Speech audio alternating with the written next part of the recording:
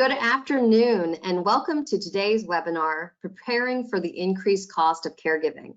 My name is Allegra Jaffe and I am a caregiver specialist with the Fairfax Area Agency on Aging. You should have received an email this morning with the speaker slides, so you'll have them for future reference. We will also allocate a few minutes at the end of the presentation for you to submit your questions into the panel box. Today's presentation is being recorded and a recording will be sent to all the registrants by early next week. There will be a brief survey at the end of the webinar. If you could please give us your feedback, we would greatly appreciate it. Now it's my pleasure to introduce today's speaker and instructor, Arvette M. Reed. Arvette M. Reed joined the Signature Estate and Investment Advisors after working for 15 years as a marketing professional in the senior healthcare and housing industry, where her tenure spanned a range of independent living, assisted living, nursing care, dementia, and hospice services. As the Client Services Director for Life Care Affordability Plan, Arvette plans and brings the financial and healthcare world together to empower families who are going through trying times. Arvette is going to share her expertise with us today. Thank you, Arvette, and welcome. Hello, everyone. Nice to be on. Thank you so much for that introduction.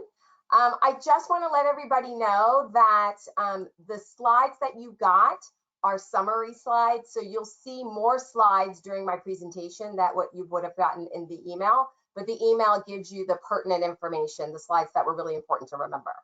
So let's go ahead and get started. And as she mentioned, just any questions that come along the way, put them in the chat and we will address them all at the end, okay? So a little bit about myself is I'm local. So I'm born and raised in Alexandria. And as mentioned in the bio, I worked in the senior housing and healthcare industry for 15 years, always in marketing. So I was the person talking with families who were trying to figure out what services were available for whatever was going on. So I worked in independent living, assisted living, dementia care, nursing care, and hospice services throughout that whole time. And about 4 years ago is when I joined SEIA, the finance firm. And the reason I did that is because the partner in the firm that I work for, his name is Tom West. He has been around a while. Some of you might have heard his name before or see him present. He presents a lot as well. We were trying to figure out a way to use my healthcare expertise within the financial industry. So I'll explain a little bit about that a little bit later.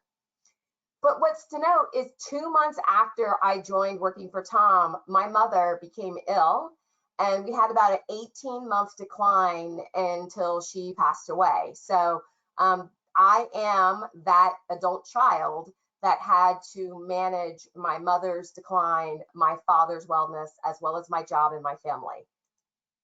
Then about a year later, my father-in-law, who was living on this huge property down in Stafford, moved into a retirement home here close to where I am now in Burke. So I too, once again, was that adult daughter in the middle of trying to figure out how to navigate him selling the house. Where should he move? You know, how was that going to work? Along with my husband and my sister-in-law who was out of town. So I like to share my personal story because I'm going to give you advice not only from a professional perspective, but I'll be able to give you real life stories from my own personal experience. So when I first joined the financial firm, the first thing I said is, hey, let's talk, what is a typical financial planning timeline? My mother was a social worker and my father was a middle school principal. So we didn't grow up at the dinner table talking about investments and financial planners and all those kinds of conversations. So I like to always, during my presentation, start with this base level description. Most financial professionals will talk to you about 3 things. The first would be your pre-retirement goals. What are you saving for, right? Are you saving for putting a child through college? Are you saving to make renovations on a house? You know, what do you plan to spend your money on during your working years, right? Obviously, we want you to also save for retirement. Then once you're in your retirement years, you've already retired, you're then talking about your spending. How much are you spending? How much do you need to live the lifestyle that you want to live? So it could be that you're going to stay in the home. Your plan all along to stay in your home. It could have been your plan all along was to downsize. It could have been your plan all along was to move near your children and grandchildren and travel the world. Whatever that is, once you hit retirement, you're in a spending phase. And so most financial professionals want to talk to you about those numbers. And then lastly, it's legacy. When you die, where is your money going? Is it going to your family? Is it going to the college? Is it going to the museum that you loved, right? So these are all planning conversations that most professionals will have with you. And those professionals could be the person at your local banking branch that talks to you about your certificates of deposits or CDs, right? Or it could be that you have an advisor through an investment account, a large like Charles Schwab or Fidelity or something like that. Or it could be that you have an investment advisor, someone like SCIA, where we're more of a smaller boutique, higher touch type of firm, right? It doesn't matter what type of professional you might have interacted with over the years. These are the three buckets of planning that they will most likely talk about. But this is what I would like to share with you. The person who spent 15 years in senior housing and healthcare, after retirement is when all the healthcare stuff happens. That's when all the unplanned healthcare expenses pop up versus the planning that you had been talking about for years. So remember, I was the person across the table from families just like you saying, you know, this is how much this is going to cost. If you have a loved one with dementia, this is how much it's going to cost. If you're looking to move into community, this is how much it's going to cost. That was my role.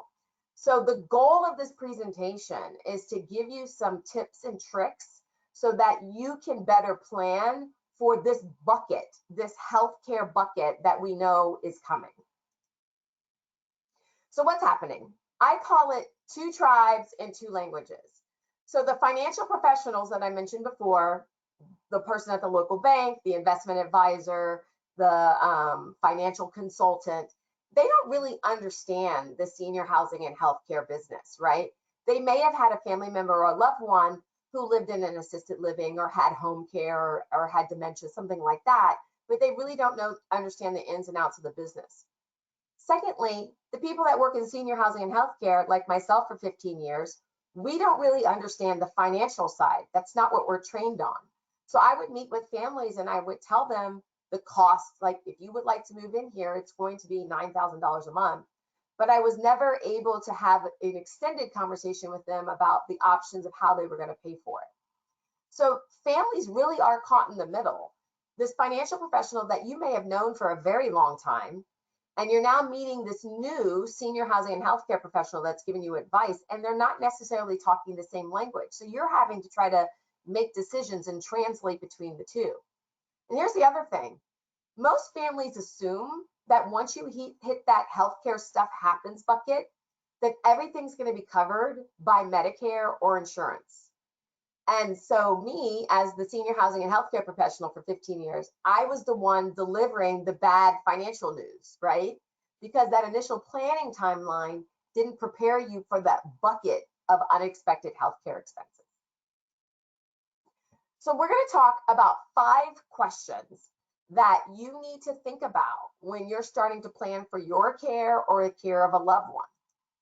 Question number 1, do you actually even know how much long-term care services are going to cost and what the price points are? So before we talk about that, what is long-term care services? And it's really broken down into 2 buckets. The first bucket is home-based. So home-based means personal care in the home care, or companion care, right? So you're home, you need some help. It could be that you just had a knee replacement and you need somebody to come in for a little bit and help do some stuff around the house since you can't get around. Or it could be that you or your loved one had a stroke and they really need a lot of care. And so you're looking at someone for maybe 12 hours a day to help. So those are home-based care services. There's also community-based services. And that's where you'll find like adult daycare. For Fairfax County, there's the Insight Memory Care Center, which is in Fairfax. You've got independent living, assisted living, and nursing home. And you'll notice that I put nursing home and rehabilitation. Some people don't understand it's kind of in the same bucket.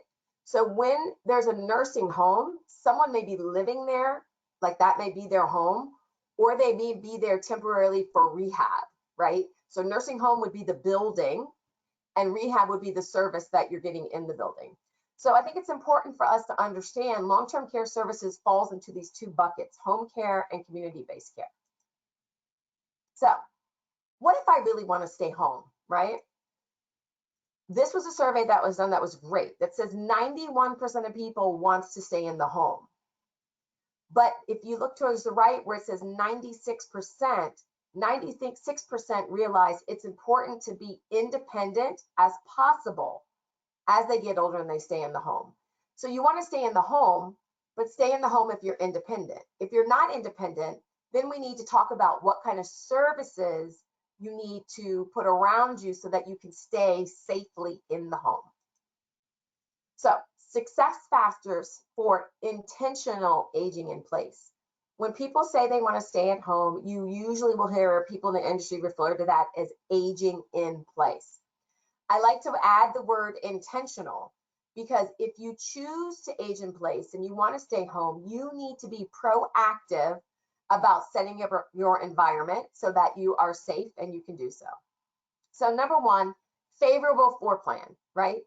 If you are in a 4-story townhouse and there's no bathroom on the first floor, then that might not equate to a favorable floor plan.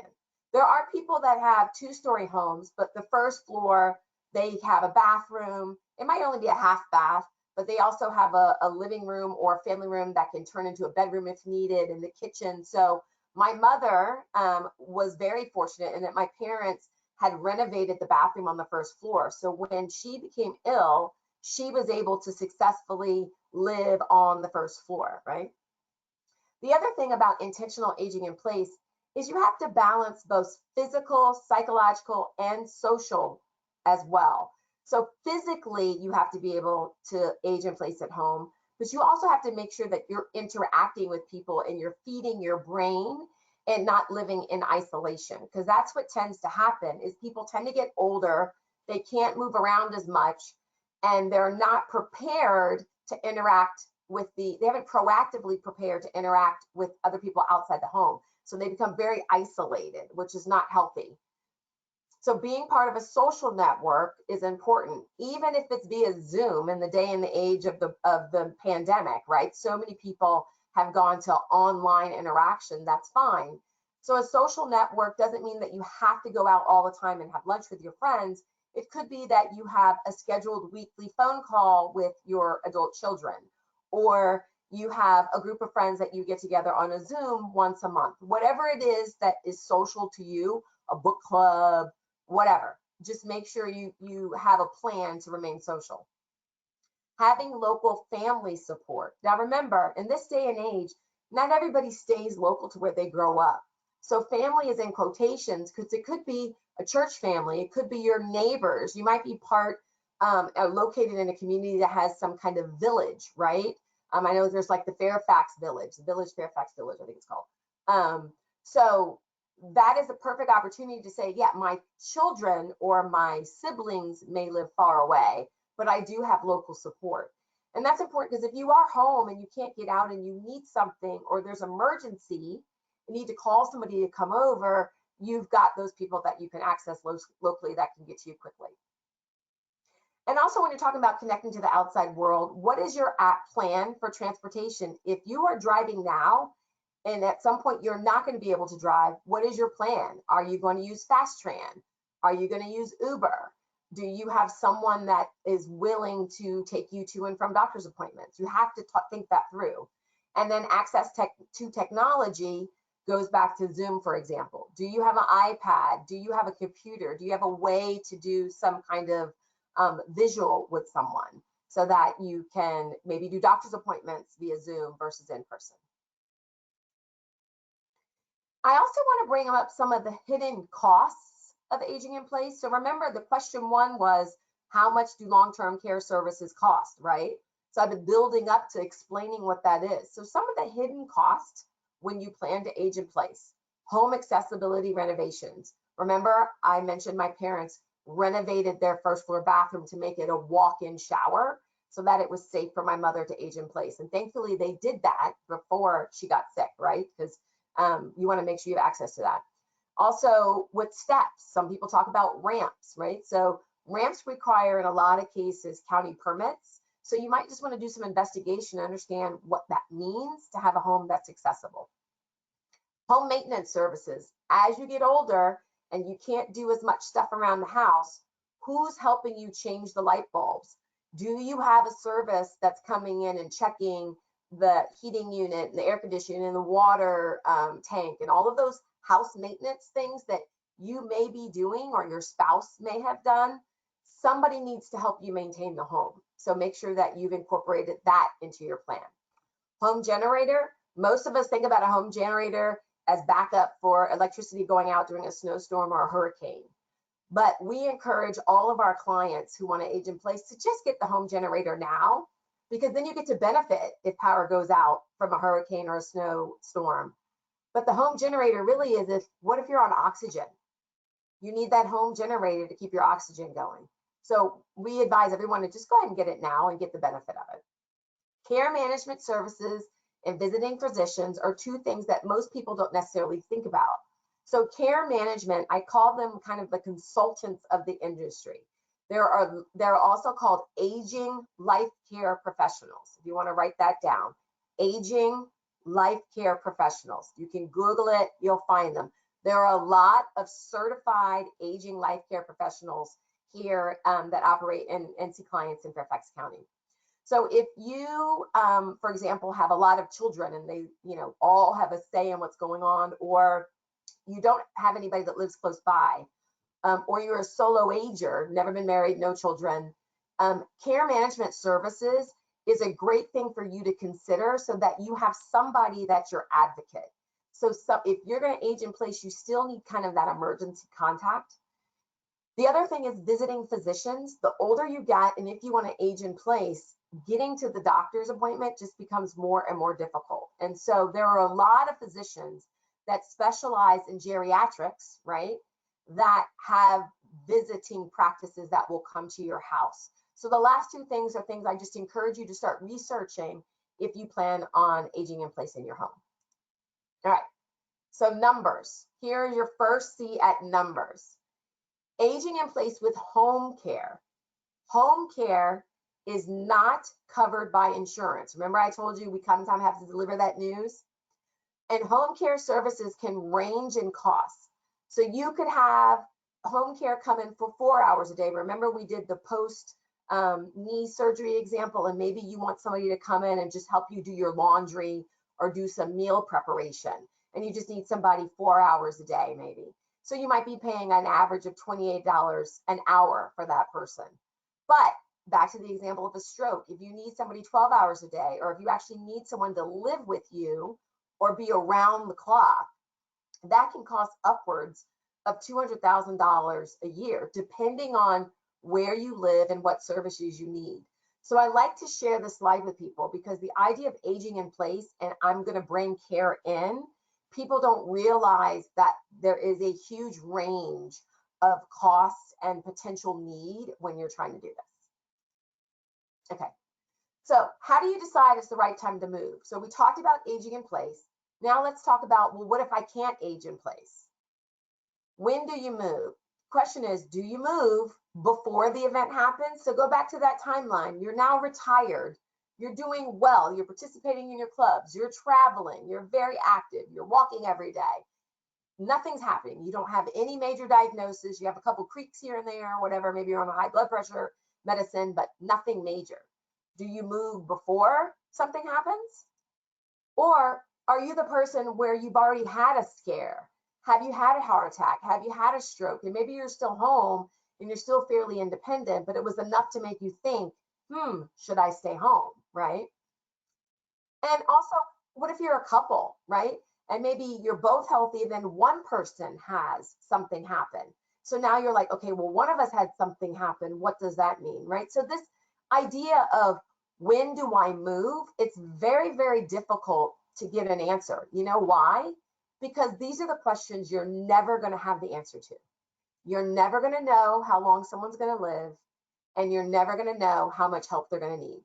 So when we're working with clients, a lot of people will say, well, I want to age in place, but I'll move when I have to, right? So you're never really sure when that happens because you're never going to know the answers to these questions. So I'm just encouraging you once again to plan ahead and start preparing for the idea that you might move at some point. So when you're talking about moving, there's so many options out there, right? And this whole diagram is very overwhelming. It's in your packet if you want to look at it in detail, but I'm going to try to summarize it for you and simplify it on this slide. If you look at the bottom left, there's independent living, right? So independent living means that you don't need a lot of help, right?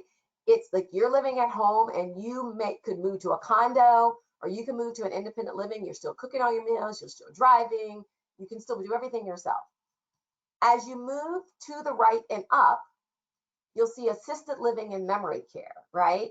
Assisted living and memory care means that you need more help. And then the far upper right is the nursing home.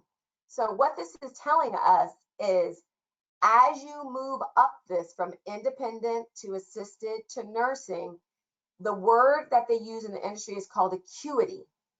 Acuity is how much help someone needs, all right? Acuity, assistance with daily living, your ADLs, but acuity. The more help you need, the higher the acuity, the higher the level of cost, okay? So once again, this slide is in your packet, so you can go back and refer to it. So the reason I like to put this here is if you are looking to move, if you are healthy and you're looking to move out of your house and downsize and possibly go to an independent living, the cost of moving to an independent living is going to be way less than if you waited and you needed assistance and had to go to assisted living or a nursing home, okay? So I hope that's helpful. All right, so let's get into some dollars now that you understand what the different levels of care are. It really does depend, right? You saw that big crazy graph with all the circles. There's so many options, and it can range from $5,000 to $20,000 depending on what you need and depending on your acuity level, right? And how much help you need with your assistance with daily living, which is the ADLs that you will hear people talk about. Also, we're in Northern Virginia. So Northern Virginia typically tends to be higher than other parts of the state or possibly other parts of the country. So sometimes people will say, you know, I really love living in Fairfax County, but when it comes to needing assisted living, maybe I'll move to Oklahoma or closer to my daughter, whatever it is, right? It may be a little less. The other thing is that monthly contracts will vary depending on the level of care, and also within a given level of care, the contracts may vary. So some contracts are a flat rate per day or per month. So for example, if you have a loved one who has dementia or Alzheimer's or some other form of dementia, so dementia is the umbrella, Alzheimer's, Parkinson's, Lewy body, those are types of dementia within the umbrella. Some dementia assisted livings are a flat rate, right? And so you know exactly what the cost would be. But the second underneath that, some contracts are priced based on levels of care. So when you come in, you pay one rate, and as your acuity level increases or as you need more assistance, your rate increases. There is no right or wrong, I tell people, right? It's all based on your philosophy. Some people really like the flat rate, so I don't have to worry about it. Other people say, I'm only going to pay for what I need when I need it. Whatever works for you, that's great. But you need to know that there are different contract structures out there when you begin to look. So the next step, what I encourage you is get out there, take a tour, get a price sheet. I know during the pandemic, it's a little difficult to do tours, but people are doing virtual tours, and eventually things will open back up and you can do tours. But if you live anywhere near a community, call them, ask them for the price sheet, get some information. That is what you need to do to plan. Because if something happens, or if you decide, you know what, maybe I will move, at least you'll have an idea of what's close by, what the price ranges are, And so you're not going to be shocked like the people I had to deal with so many years ago when they walk in under emergency and I had to deliver that news, right? So please start doing some investigation and learn what you can now before you need it. Okay, that was a lot on question number one. How much does long-term care services cost? So we went through a lot. I think you have a good idea of how much it can vary and the different types of services that fall within under the long-term care umbrella. So now we're going to do question number 2. Are you aware of what Medicare and Medicaid cover? So let's go through those. So Medicare is a federal benefit, right? A federal benefit. If you qualify for Medicare, you can get Medicare. You will notice here, these are examples of things that Medicare will cover. They will cover your doctor's appointments. They will cover if you go to the hospital, your prescription benefit. Now, obviously there's Medicare A, B, C, D, E, F. There's like a million different things. So I'm not going to get into the detail of all the different types of Medicare, but there are things that Medicare will cover. You'll notice on here, skilled nursing facility. I'm just going to clarify what that means. If you go to the hospital and you are there for 3 nights, not 2 nights, not 1 night, 3 nights, then you could qualify for skilled nursing after you discharge from the hospital. So you would go to a nursing home and you would get rehabilitation services. Now, rehabilitation services are PT, physical therapy, occupational therapy, speech therapy. You could be getting nursing care. All of that's covered under Medicare if you've had the three-day hospital stay, all right? So that's why it's listed here. But what you'll notice is none of these things on the right refer to long-term care spending costs. Medicare does not cover someone coming into your home and helping you with your laundry. Medicare does not cover room and board cost at an assisted living or a dementia memory care facility, okay? So Medicare will not cover long-term care costs. I want to make sure that we all understand that. That is why you need to create that bucket for that unplanned healthcare expense. Medicaid is a state program and it is a financial assistance program. Medicare is federal, and if you qualify, you can apply and you can get it. Medicaid is state, and you have to need financial assistance. And when you're applying for Medicaid, there are 3 criteria, eligibility factors that they consider. A medical need, so you can't be healthy, run it in, say, okay, well, I need home care to come in and help me do my laundry. They're going to say, well, you're healthy enough to do your own laundry. So that's not going to work, right? So there has to be a medical need. There's also an income requirement. How much money do you have coming in? If you have Social Security and if you have a pension, they're going to look at that number, your income coming in. And then the third criteria is resource. That is, do you have a home? Do you have an investment account? Do you have a 401k account? So they're going to look at all 3 of these to determine if you are eligible for Medicaid. If you want to know more about Medicaid, Fairfax County, go online to the website. You can order, ask them to send you the Medicaid packet, or you can go down and pick it up yourself. And you can read through all the criteria and see what filling out a Medicaid application looks like, right? I like to share this because a lot of people are told by friends, oh, just apply for Medicaid. But you have to understand that there are 3 criteria. The other thing I suggest you to do is to get a good understanding of what Medicaid services are. If you need 24 hours of care in the home and your goal is to age in place, the likelihood that Medicaid is going to give you a 24-hour aid is very low. They will give you some amount of hours based on the assessment, but they are going to expect family to pitch in and take care of and help out during those the other hours that they're not there, right? The other Medicaid benefit, if it's not in the home, is at a nursing facility. Well, they will actually find you a bed at a nursing facility that accepts Medicaid funds. So not all nursing homes in Fairfax County accept Medicaid funds. So if you have a place in your neighborhood, once again, you might want to get an understanding that, do you accept Medicaid? if that is the path that I am on, all right? So ask the questions.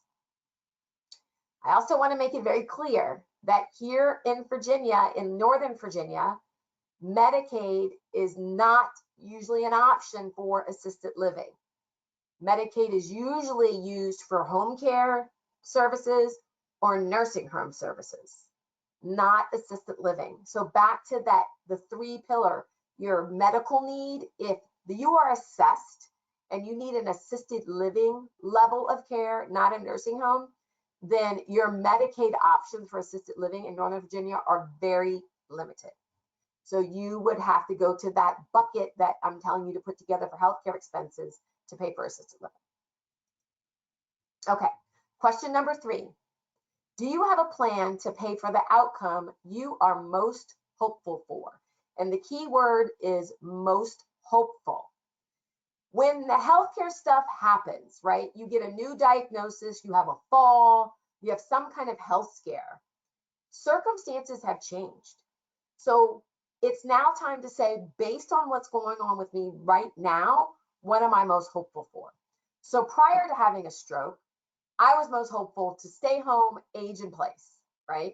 That's what I wanted to do. But now that I've had the stroke, or now that my husband has had the stroke, my most hopeful might not be that anymore. When we ask people this question, most people are like, I don't know. You know why? Because when you're in the middle of a healthcare crisis, everyone's telling you what you can't do, what you most do. You can't go home. You know, he or she can't do this. Mom, I really think you should move in with me. Like, everybody's telling you their opinions. It's really important for you, based on what's going on in your life right now, to articulate what you are most hopeful for, right? And here are some of the examples of answers we get when we work with clients. We get couples that say, I don't care, we want to stay together no matter what. So if we can't stay together in the home, then how do we move together? Because staying together was what's most important. Some of them are like, people are like, I'm not leaving. I'm staying here. Don't want to leave. I took care of my mom in this house. I'm staying in this house. You know, what do we need to do to stay home safely? Keeping my body and brain active. This was a client of ours. He was a gentleman who lived alone in DC and used to love going to Nationals games and taking walks every day. And as he aged, his walking started to get unsteady. He, you know, it was more difficult for him to get to games. The friends in the neighborhood that he used to hang out with weren't there anymore. So this was a man who thought he was going to stay in his condo forever, and ultimately decided to move to an assisted living because the most important thing for him was to stay active. And once he moved, he was able to interact and take, you know, that assisted living took people to the games and things like that. And then lastly, my spouse being well taken care of if I die first. This is a really big one. We get this a lot from couples, right? I just want to make sure that if something happens to me, my spouse is taken care of. So I encourage you to take some time alone and with your spouse, figure out, if you have one, and figure out what you're most hopeful for, and then communicate it, okay? Now, if you're gonna say what you're most hopeful for, you also have to talk about what you're most fearful of. So let's go back to my mother. We knew my mother was most hopeful for staying at home. And thankfully, my parents had planned and done a really good job for her to stay at home. So when she had her health scare and she was home, after she went to rehabilitation, we had to have a conversation about, okay, if this doesn't work, what does it look like? What is your most fearful? My mother's most fearful was going to a nursing home. So we had to define what that looked like, right? Like, in what circumstance would you not be able to stay home? And we might have to address the most fearful. So here are some of the examples that we get when we talk to clients. So a lot of people are really worried about not being able to afford the best care services, which is one of the reasons why I guarantee most of you are probably on this call, right? How much of these things and how am I going to pay for it? So everybody's afraid of that. Secondly, is not leaving something to my children or grandchildren. So remember at the beginning of the planning, we planned for saving, we planned for spending during retirement, and we planned on leaving something behind for legacy. And now all of a sudden we have all these healthcare costs that I didn't plan for. So I feel like I'm pulling away from the legacy for my children and my grandchildren. So these are some tough conversations, but a lot of times children or grandchildren, they're saying, I just want my parents or my grandparents to get the best care and take care of themselves. you have done a good job of saving money. And sometimes you just need to say, it's time for me to take care of myself, and they'll be okay. We also had a client who gave a lot of money to the church. It was very important to her, and her husband got sick. And so we had to rejigger her plan. And so that some of that money that she was giving to the church had to go to her husband's care, but then we updated her legacy documents so that the church would get some more money after she passed away. So there's always the ability to adjust, but you first have to be honest with yourself about what it is you're most hopeful and most fearful of, okay? All right, question number 5. Do you have a plan for your adjusted retirement and legacy goals? And that's talking about what I was just mentioning. Things have changed. Money is being spent in ways that you never imagined, right? Going out the door. So when someone gets older, or when healthcare needs arise, it's happening to that one person. Like, I'm the person getting older, I'm the person who had the stroke, I'm the person that fell. But when you're planning on how you're going to pay for the long-term care services to support that person, that has financial implications on everyone, right? So that goes back to, were you planning to pay for your grandchildren's college, right? Is that still going to be possible? There needs to be a family discussion about it, right? The other thing is, a lot of families saw this during the pandemic, that there were adult children who left their jobs to take care of their parents, because that's what was most important to them, is making sure that their parents were taken care of. So that child has now lost some income, which means there was a financial implication on them. Now, mind you, it was their choice. That's what they wanted to do. It was best for the family as a whole, but we can't ignore the fact that there was still some kind of financial implication to that family. So you need to talk openly about these things. And one of our themes in our practice is people don't talk about money, right? I grew up social worker, middle school principal. We didn't talk about money at the table. I'm sure most of you didn't talk about money. I'm sure most of you still don't talk about money. I'm encouraging you to start having those conversations about money and how much things cost and what your plan is to address and pay for some of these things when they come up. If you open up the conversation, I guarantee you it will bring peace of mind, because right now everybody's thinking it, but nobody's saying it, okay? So that's my advice on that note. All right, so where do you start? I have given you a lot of information so far, right? The first thing, start gathering your documents. Anytime you talk with any financial professional, these are the things that they're going to start asking you. So you might as well take this list and just start gathering and everything now in one place, right? And this is in your deck that you were emailed, so you don't have to worry about writing it down. So most of you should have your estate documents done, if not all, your wills, your power of attorney, your trusts. Some of them may be outdated. So now's the time. You might not have looked at it for 15 years, 20 years. Pull it out, find it, read it. Is it still applicable? Does it still make sense? Does it need updating? Pension and Social Security survivor benefits, right? So most people know, oh, I'm getting Social Security, I'm getting a pension, my husband's getting Social Security and Social Pension. But when we ask the question, if your husband dies, do you have survivor benefits on his Social Security or pension? People go, ooh, I'm not sure. So go find those benefits. Get that information gathered now. Statements, all your statements, your mortgage, your any brokerage or investments accounts. If you have a Schwab account, you know, find those statements. Annuities, credit cards, banking statements. A lot of people get stuff online now, and that's fine. What I'm encouraging you is to create a folder on your computer or print everything out and keep one big hard copy file with hard copy of all of this stuff, even if it becomes outdated. So let's say you do this now. In the next couple months, you get all this information together. In 2 years from now, it comes up. It's okay that it's outdated, because whoever has to look through that has reference point and knows, oh, they're banking at bank X. Oh, their investments are at Y. So they at least know where to start to get updated information. So on the right-hand side, we've got tax returns. If you are one of those people that uses Quicken or a spreadsheet or some kind of way to manage your budget, so you can see what your income and outflow is. Stick a copy of that in there.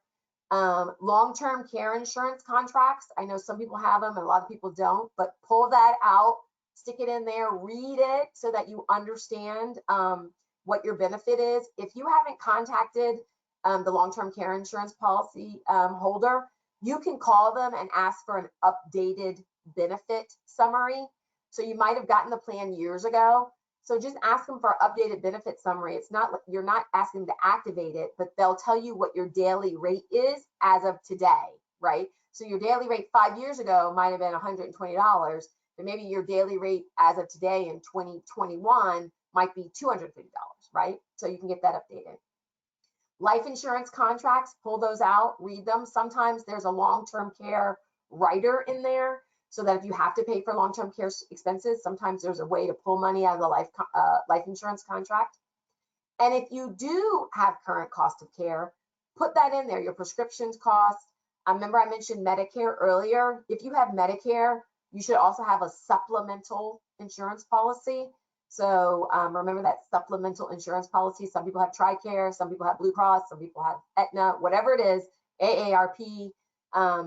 You can include all those into your current cost of care. And remember, I've already advised you to go to the local places and get a price sheet or call.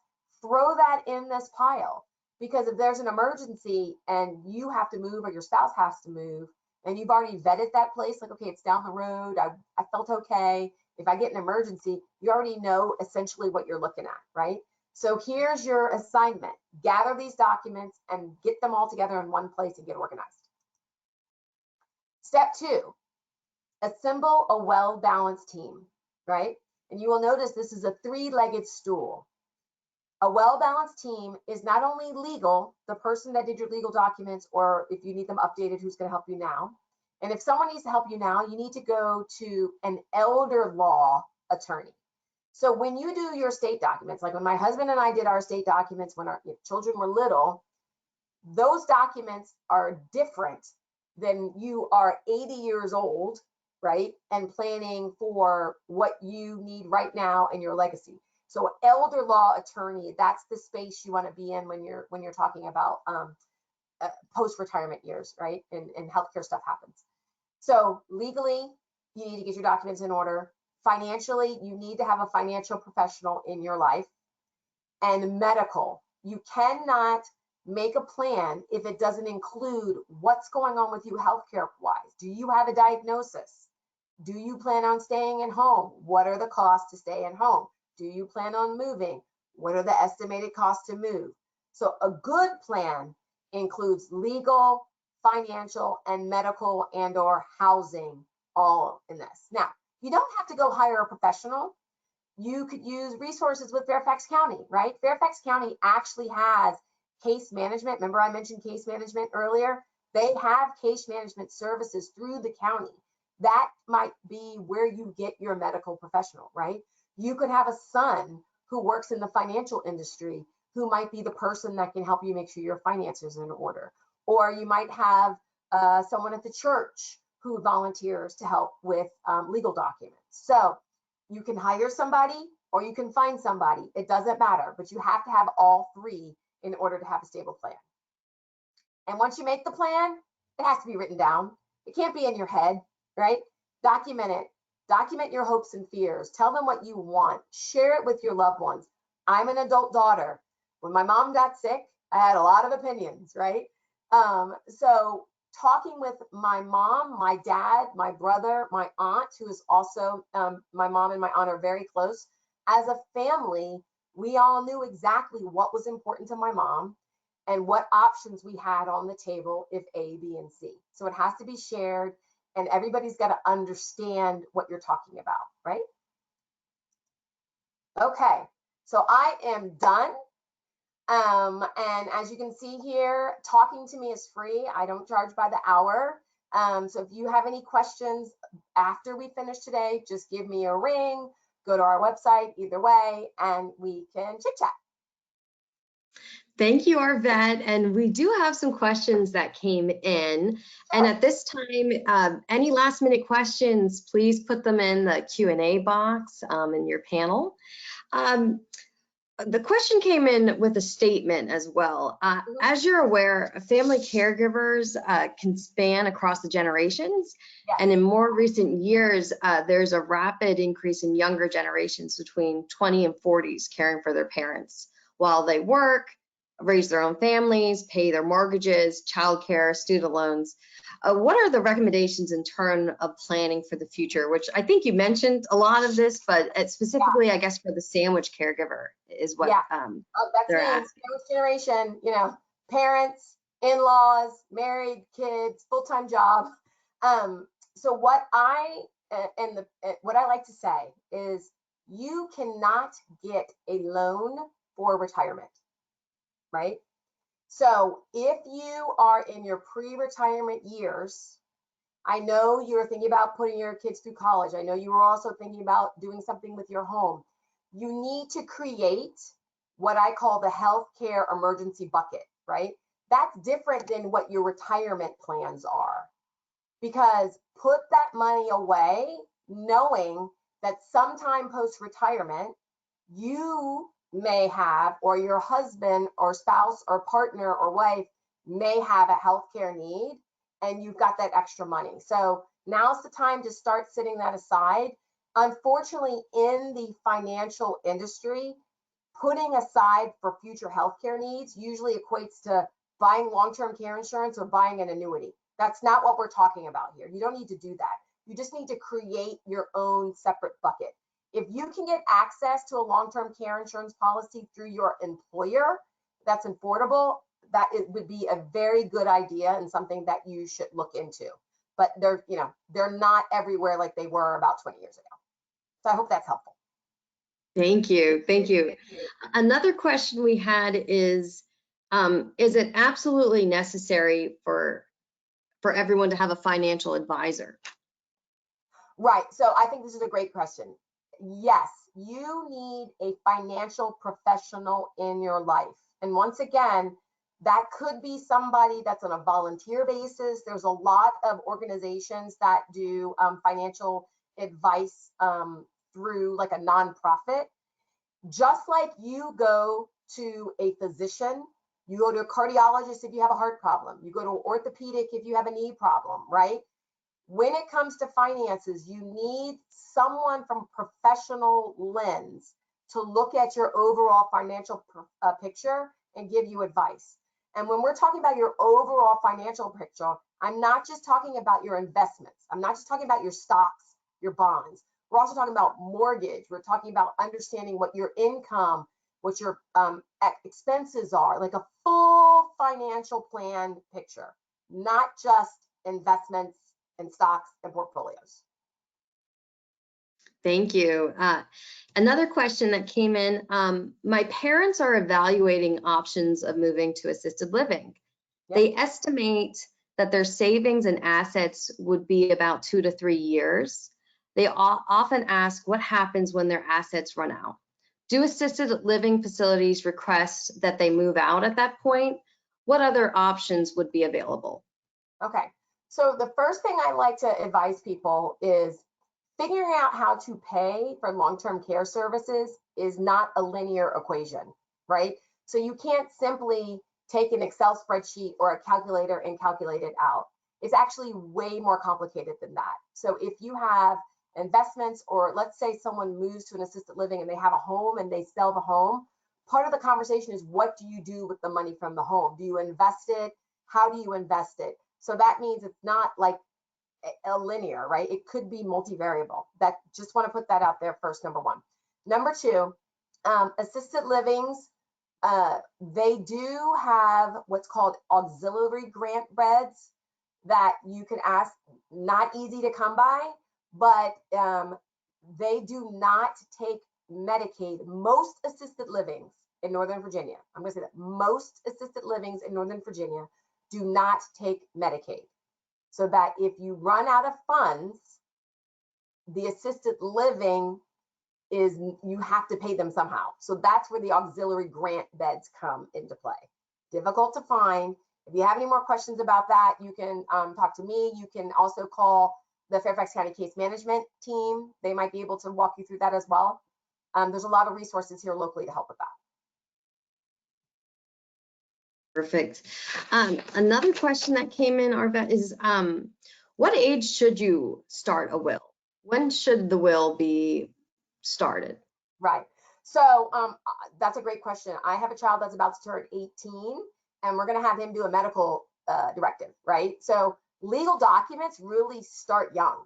And if you have a house or a car or a savings account or a 401k, if you're 25 and working and you have anything, if something happens to you, the state has rules that they follow as far as legacy planning and where money is distributed. But if you want to have a say in that, then you need to do a will, right? So it's never too early to get started if it's important to you. And Arvette, the same participant, we're going to go back to the question before about the assisted living. If the parents are kicked out of the assisted living, is that what happens? If we run out of money, do they get removed or kicked out? Well, I don't want to give a yes or a no, but let's just talk about it in general. Assisted living is a business, right? It is a business that you are paying for their services. Medicaid is the state program that will give you financial assistance if you cannot pay for long-term care services, all right? Knowing that assisted livings in Northern Virginia, most of them do not take Medicaid, that is not an option, right? So you're stuck in this. So it might be if they qualify for nursing, then maybe they move from assisted living to nursing care if they qualify for nursing, and then they could be under the Medicaid program, right?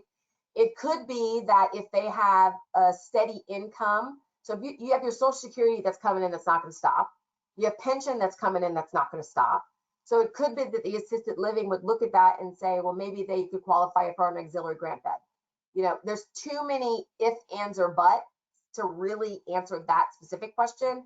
So that's why I was like, if you want to get that detailed, then I would suggest you reach out to someone and talk specifically about your parents' situation, exactly how much money they have, exactly what's coming on from a healthcare perspective, exactly what's going on for a legal perspective, the 3 pillars: medical, legal, financial, and then get some advice based on that.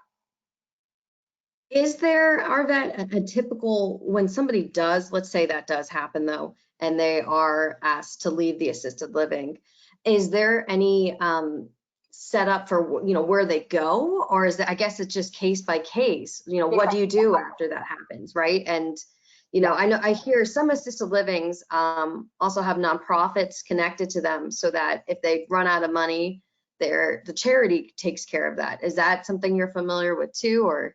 So there are some assisted livings that have subsidized housing, like Fairfax County, I'm thinking Lewisville has one, right? Like they work with the county so you can get reduced rates. So that might be an option. The ones that typically are nonprofit that have foundations are typically tied to larger communities, continuing care retirement communities, life plan communities. Those communities require that you have a minimal level of asset before you even move in the first place. So that's a whole different conversation, right, than the last example. But you are right. There are many different types of assisted livings out there. And so if someone needs to get specific, I suggest you reach out to either the county or give me a call, and let's just talk through the details. I don't want to give any general information that's going to throw somebody else off. No problem. Thank you. Yeah. Thank you. Another question is about the talking about this topic. Do you have specific talking tips to bring it up, since it's such it can be a stressful conversation, or it's just not something common to talk about money all the time? Right. Talking about money is not easy. I think the first thing you, oh gosh, I don't know why that's going. The first thing you do is talk about what you're most hopeful for and what you're most fearful of. Start there. Don't start money, right? Because people get uncomfortable and queasy when you start with money. Talk about what you're most hopeful for, what you're most fearful of, then talk about how much those things potentially are going to cost if you want to stay home or if you want to move, right? Just kind of ease in that way. But it's very important to make it in the context of what you want for yourself, as opposed to what you think you can afford for yourself. All right. Most people will say, I don't think I can afford it. And so they discount the idea of even moving to an assisted living when they need it, but they haven't done their full financial picture. They haven't pulled all those documents. They haven't really understood survivor benefits, income, pension. What am I going to do with the house? There's lots of moving pieces. So don't underestimate your ability to pay for it. That too is dangerous. Thank you. Thank you, Arvette. Well, we're getting ready to wrap up our time together. So if you have any last minute questions, this is the time to type them in. I do want to let you know at the end, we will do a brief survey. If you could please help us with answering that so we can know what you're interested in moving forward in webinars. And we wanted to invite you to our next caregiver webinar, which will be Medicare 101. And that is on Wednesday, October 6th from 12 to 1 o'clock. So any last questions, I'm just going to take a quick look in the chat for us. Yeah, that's good. That's a good one. And I'll just say, the local senior housing and healthcare network is very connected, and there are lots of people that you can talk to. You can start with the county, you can start with me. There's the Pro-Age Guide to Retirement Living book, which a lot of places have. I think it's retirementliving.com. If you just type in Google Guide to Retirement Living, there's lots of good information there as well. So there's a lot of resources for you to dig around and get some information. Thank you, Arvette. And we did have a question about the villages. I did put a link into the chat box to go check that out on the Fairfax County website. You know, that is, the villages are volunteer groups. They're also nonprofits. And so they're very unique and they're specific to your location in Fairfax County. So definitely check that out. Yeah, natural it's a great resource. It's great. Absolutely. And if you're interested, you can even start your own village in your own neighborhood. It's very much a, it's a community initiative, the villages. Yeah, so, great. Yes. Well, again, Arvette, thank you so much for your time and your expertise. This has been terrific. And I hope that everybody in the audience has a great day. And thank you again, Arvette. All right. Thank you, everybody. Have a great day. Bye-bye. Take care.